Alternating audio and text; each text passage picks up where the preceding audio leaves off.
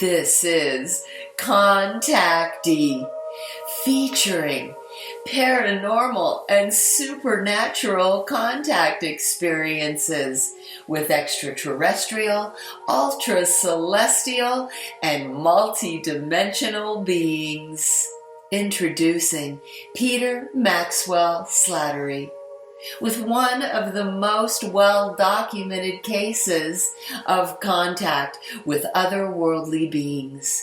Peter is a lifetime experiencer, which led him to becoming an author. His books, Connect to Your Spirit and ET Guides. CE5, Initiating Contact with Extraterrestrials. Operation Starseed, Awakening, and his trilogy about the channeling experiences he had with a being named Shiji. And now Peter has produced a film called Multidimensional. This documentary takes you on a mind-altering journey into who we really are, with an alternative viewpoint on the paranormal, focusing on the multidimensional aspect of the phenomena, and how the paranormal, ghosts, UFOs, and consciousness are all connected. In this film, Peter takes you on a journey into his life with one of the most well-documented extraterrestrial contact cases in modern times. I am your host and the creator of Sci-Spi.tv, Suzanne Ross, and it is truly my pleasure to present to you this fascinating interview with my friend Peter Maxwell Slattery. I'm so excited to dive into everything. Well, the information that you've been downloading from these higher beings, from these extraterrestrial beings, celestial beings, is truly extraordinary, Peter, and your experiences that you have shared from connecting with celestial and extraterrestrial, Pleiadian, Orion, Arcturian, Sirian, and all of them seemingly giving you different information, and you're kind of putting the pieces of the puzzle together to come up with some conceptual ideas about the true nature of reality, who we are and why we're here, and the positive and negative forces as well, which I thought was really fascinating. So let's dive into some of your interactions with some of these extraterrestrial beings. I understand that you came into contact with this being Shiji back in 2012, and now you've written a three series of books on that become bestsellers. So let's dive into Shiji and what information she has to share. Yeah, this is the way I could describe it is it was later revealed that she's another aspect of me, basically, but there's different variations of even that intelligence. So this is where it's like I didn't know this for a long time. I had to be weaned into that.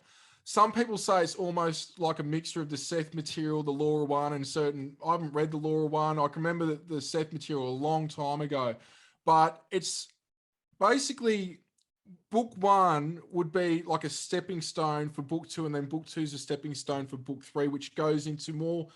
Once you get down the track, it's more self-mastery and development of remembering that we're all gods, that we're all a cell of the same intelligence, but we could say more complex part of the R part of the brain about being the observer and how we create reality through thought, where book two is more about who we are, meaning, yes, on a spiritual level, but who the human race is, going back connected to the Lyrians, going back connected to the Elohim, which the way it's being shown to me is the first manifestation of any intelligence is Elohim being dividing off from the light blueprint, coming into physical reality, which is nor male nor human at that point, or nor male nor female at that point. So it goes far out, but a common theme with all this information in terms of the feedback that I get, a lot of newcomers that are just waking up at whatever time when they've picked up one of those books, it's like, Pete, I know all this information, but I've got no idea how. It's almost like the way that it's been articulated and written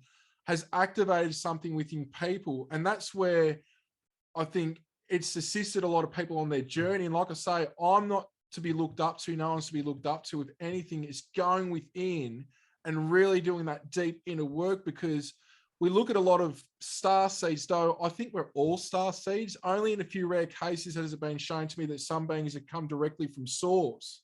But in that case, what they've done is they've downloaded other people's lives, almost so the soul's got experience and boot camp to be able to handle the human experience, which what I'm saying in recent times is, particularly since World War II, a lot, if not most of the souls here predominantly, they are so advanced that they've come down the planes and dimensions, done all this, gone back up, but because they've got the experience, they start going through like a process of waning down. It could be becoming a Lyran, Arcturian again, Andromedan, Orion, whatever. Because what I was shown was that they've all got like a base genetics component of Lyran and some with Andromedan galaxy beings, but due to their star system, their star, their environment, and also the progression of that civilization, it depends on where that we could say civilization is at. But because a lot of us have done it before, it's weaning us down, getting ready for the Earth human experience, because it's very dense here. But the way it was shown to me was that what we can do, the angels can do, and vice versa. It's like the angels have been showing me, you guys have got no idea what you're capable of. It's like, you look at ascended masters and what we can do, it's like it's child's play compared to what you've got capability with. Partly because of a conglomerate of mixture of genetics, but also it's almost like you get through the Earth human experience and you can come out like as a master. It's like, this is like the experience of all experiences, to see what a physical being that's both physical and spiritual at the same time is capable of. It's like, and the way they explain it to me as well, meaning mostly the angelics and the Elohim, is that like we just don't understand what we're capable of on a level once we pass this phase, and they don't even know what some of the ramifications are going to be this, because it's never been done. Like other universes are watching in on what's taking place at this time, and this is where the negative has its place, that if we can observe what's going on from a negative frequency but rise our frequency to rise above it, they're saying it's all about frequency, and it's embodying the God frequency in a physical level. So the Shiji material goes into a lot of all this that I've spoken about, and a lot more. Very simple books, very simple reads, but it's like no stuffing around. It's straight to the point, and it does it in a way that is linear, so the human reading it can digest the information easier. If you just go bang, it's like the way that our spirit guides communicate with us most of the time, which comprise of extraterrestrials, angels, or, you know, it could be elementals, fairies. We've got a whole football team, I say, working with us, that each player's got a certain position, each guy's got a certain thing. It might be with wisdom, healing, so on and so forth. It's like we need to sort of like sit back and realize that we've got communication going on all the time. Now, it does come back to that point again, like I was saying, if we can't see, touch, taste, smell it, or get validation, we tend to doubt it. But it's like, if we can kick that to the side, and it doesn't mean blindly believe everything that comes through, but that's where clearing techniques and personal development is a really strong core component of the Shiji material as well, because it's like, we aren't to be looked up to, the angels aren't to be looked up to, nothing's to be looked up to.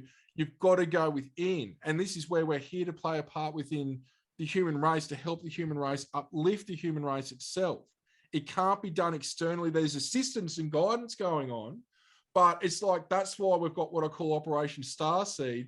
We've come down the planes and dimensions and got into the human body to help humans help themselves, rather than the other non-influential part, where we could say is the lower light Archon reptilian network. They're influencing, but not in a direct way too. They're overshadowing, they're working through people. There's this war going on and they're not allowed to directly interfere. So the bad guys are doing it through manipulation, where the good guys are going, well, we'll just incarnate into the human body and do it from within. It's like there's there's rules and regulations, but there's loopholes, and both sides have found a loophole to try and, I guess, go at it in this war of human consciousness, which seems to be a pinnacle point for this universe's soul evolution as a collective. So it goes far out the material in a lot of ways. Do you have a sense as to why it's necessary, or what is the greater purpose for having this war between good and evil, or dark and light? Is it just particular to this dimensional experience? No, it's multidimensional. Like what I was shown was the creators of the AI and the fallen ones, which I deem as the lower light, because they're distorted forms of awareness, but they're also lower, like they have low light. It's not like pulsating, beautiful light. It's very dull light within them. And that's because of their path and their agenda. They were once the Elohim, that faction as well. So it's like you've got Elohim. It's like you've got good human. You'd have a good human group. And then a few humans left that group because they had something in them that wanted to do something different. But I believe this was divine guidance from God in a certain way, to where I stepped on that before. Why? The way it's been explained to me was that it's like, for example, it's a mundane way I'm going to explain this, but it's just like, just say you're surrounding yourself with negative people. They're down, they're oppressive, they might be taking drugs, drink a lot, they don't exercise, look after themselves. Well, what do you do to raise your frequency and get out of that? You've got to change your mindset. You've got to not surround yourself with that. So what's happening is all this negative stuff happening on the earth. For those that have the eyes to see, it's all about raising one's frequency. And what happens is enough of us do it, these energies stay down here and we all raise up here to where we're not connected to it. So it's in effect, the negative has a purpose of showing one what they don't want to experience. Therefore, you're going to change what you're going to experience and raise your frequency. So therefore, it can't affect you. It's got its purpose. I don't condone what the negative do, whether it's what the Cabal are doing, whether it's with, we could say there's trafficking going on, all these different things, the list goes on and on with what the Cabal are doing. But what the point is that the negative has its place of showing us, right, you don't want to experience this and you don't want it to be like this. Well, what are you going to do about it? Well, that's where it's time for you to take the reins, connect with your God self, do that soul development, have a love frequency. And what happens is you start to raise your frequency to where these energies can't get to you. So they've got a purpose, and their own soul development, what I call the lower light, it's peaked. Just like we could say with certain reptilians and other groups, they can't evolve any more than what they have because of their level of frequency. So even within the lower light factions, what I was told and shown is they're even breaking up because they can't evolve any more than what they have, because it's like their frequency is to destroy, to manipulate and control. And because of that, their own soul journey has been limited. They can't get past that stage. They might be able to teleport, use exotic technologies and what have you, but they're not going to get past that.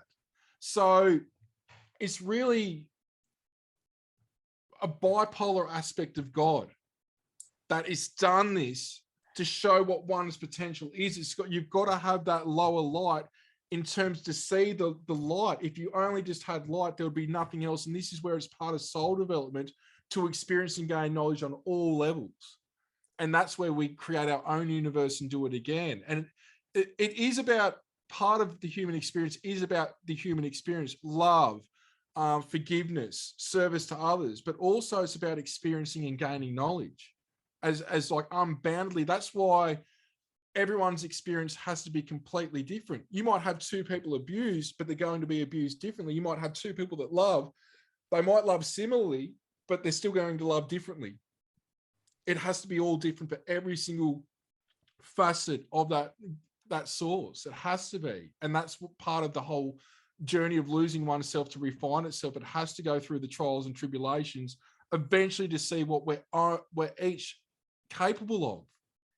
It really is that way. And sometimes unless you go through the darkness, if you can really dig deep and go through that self-mastery and not project on others and go, well, I've just got to deal with this and work through this. That light at the end of the tunnel, what you can be shown of what you're capable of and what you can experience is like, you wouldn't have experienced that unless you experienced the darkness. I think a lot of us watching this would know that some of that crap that we've gone through, whether it was with family, friends, external influences, it could have been an accident or, you know, missing a limb or certain, you know, crazy stuff that each of us go through. There's something on that other side when you get through it that you go, in a way, I'm sort of glad that happened in a convoluted way, because it shows you really what you're capable of and what you can do. That is so true. I call it awakening from suffering. And also, Yes. the dark night can be a great gift. And certainly in my own life, that's been the case. And in many people that I know, they've awakened from suffering, and the suffering led them to the awakened path.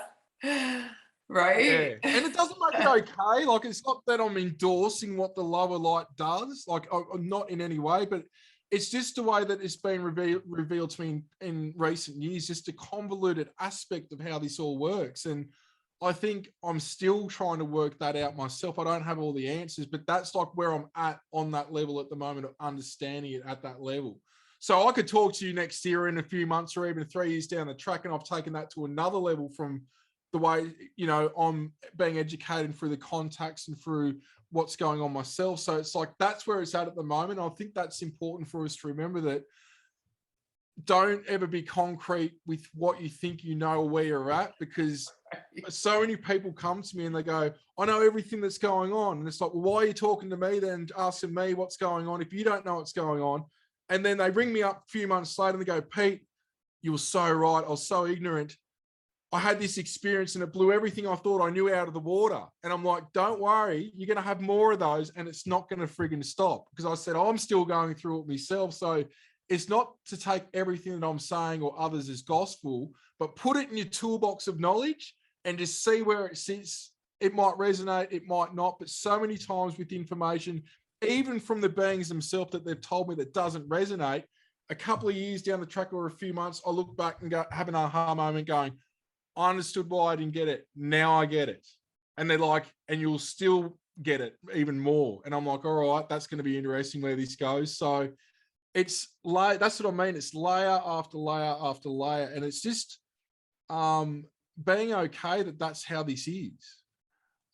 Enjoying just the journey and having joy in our life. I think if we take this all too serious, which can be, it is a serious subject, but if we get too obsessive with it and we void ourselves of joy and love and friendships, that's the lesson within the spiritual journey of not blocking that out either. Let's not be so serious, because the beings aren't so serious either. That's why I think some people have more contact than others, is because their frequency is so serious. It's a way of coming here, but blocking it at the same time. Where if we just go with the flow and just be the best version of ourselves, it's quite amazing the contact that I'd say everyone in the world's having, but they're not aware of. And so you talk about we can raise our frequency and then we sort of disconnect from the lower light beings and what chaos they're creating. Are you suggesting that we shift out of this reality within which the lower beings are controlling and creating chaos? It's almost like it's an energetic thing. It won't, what I will say is it's not 100% stopped, because I know that even once you go up the high frequencies, there's still, like, there's wars between certain angels. There's many layers to this. But this is where the way I could describe it, and I hope I can describe it okay, is imagine this hand is a lower energy and this is me, my arm, and it grabs me. What happens is if my arm, which is an aspect of me, raises its frequency, what happens is it starts to lose a grip. And then something else that might be advanced negative energy might come in another time and grip me again. So it's like with attacks, there's attacks that can happen, and by no means has all my experiences been positive. I've had a hell of a lot of negative ones that happen from so many different sources. But I know that through advanced clearing techniques and a lot of inner work over years, like I spent 3.5 years, 8 to 12 hours a day. All I did was meditate remote view. I do about 4 hours a day constantly after that. Some periods it might be only half an hour, depending on what was going on in my life. But I've done a lot of inner work, a yoga teacher, meditation teacher, remote viewer. I've done, Reiki masters, all different things. It's not to gloat. What I'm saying is all that was tools for me to step into my power that the beings were showing me, and they were showing me stuff as well. And people like Mary and James have shown me tools as well. And why I'm saying this is even when I've been attacked or there's been entities that have tried to diminish the light within me, they're trying to take that. I noticed in one experience that when I stopped, like first off, I freaked out. And what this was, it was actually a little tiny reptilian grey. Little tiny, like it wasn't big. Now, I've seen Dracos, I've seen different forms of archons, Elohim, negative Elohim archons. This thing was worse than anything I've ever encountered, ever. And it was tiny, but it scared the living crap out of me. And I tell you what, there was a moment in that experience where instead of being freaked out, which it enjoyed, I got to this sort of thought epiphany of going, geez, this is hardcore for something like this to exist in its state. Like I'm looking at it now with compassion instead of freaking out, going, how the hell do you operate in that frequency? And energetically, it started to at that point, energetically, the energy started to subside. It was almost like a static distortion of energy overlapping my body, and my heart felt like it was being pulled down to my root chakra, like I'm on a roller coaster. And at that point, this being went from being a physical being and turned into a type of smoke and dissolved. And instead of me freaking out, it freaked out for me having love and compassion towards it. That was what dealt with the little thing. That's how instead of we could say spiritually punching it in the head or shooting it, not that you can do any of that, it's just like a metaphor. My way of kicking its butt was I had love and compassion for it, and it couldn't deal with it. It had to get out of there. So that was an inner lesson for me of showing there's a war on frequency, because in the higher realms, practically even this realm, everything's about frequency specific and frequency. So that's how we acknowledge them, by their energies, because a lot of them don't have names. So when I'm in their presence, I'm acknowledging them by their frequency, because names are more a human thing and it is a label thing as well. Sometimes I'll get a name, sometimes I won't. Sometimes it will just be a label as a reference for what you Earth humans know us as. So it just depends on what it is. So that's sort of, I hope I've explained that okay, because it is a war on frequency. But see, that made me a better person. Not only was it like an inner directive to show that being that I had love and compassion and couldn't understand how it could exist in that state, but that was in turn a boot camp experience of me raising my frequency, knowing how to deal with the lower energies. And before I was known for a lot of this, I was the bloke that you'd call to a lot of the haunted places in Australia. So I had a lot of sort of stuff where it hasn't just been ETs. I've been helping, I used to, drive 9 hours somewhere, not to get paid or anything, to go and help a family or somebody that were having paranormal experiences in their place. Whether it was, what I found in some cases, it wasn't paranormal activity, we could say like ghost or a haunting or a poltergeist. They were having ET contact. But some people thought that they were having ET contact, their house was haunted. But because we could say either one watched UFO hunters or ghost hunters or something, and because they weren't into this, that was their reference to go, oh, this must be what's going on. But because I've looked into both and I could sort of see more than what they would because they were new to this, this is where I've learned many years ago that this is all tied in, whether it's Bigfoot, fairies, elementals, spirits, negative entities, angels, ETs, it's all part of the same thing. And the mechanisms that they use to communicate and transverse dimensions, they're using pretty much similar, one, in some cases, technology, but predominantly they're understanding how this holographic reality works and how intention is where you navigate to what you experience and where you pop out. So it's a beautiful thing, like experiencing this, but it is life-changing, and it's not all what we could say, all sun and clouds. There's some dark places that come with it, and usually that's the big lessons that get you to that next level afterwards. Just like we're saying in life, you have dark experiences, but when you come out, there's this light that you emanate and you experience and that you carry with you that you wouldn't have up unless, you know, you've done otherwise. Stay tuned for part 3 as we explore the darker side and the war in the heavens. Thank you for tuning in to Contactee on the Angels, Aliens, and Masters channel of Sci-Spi.tv.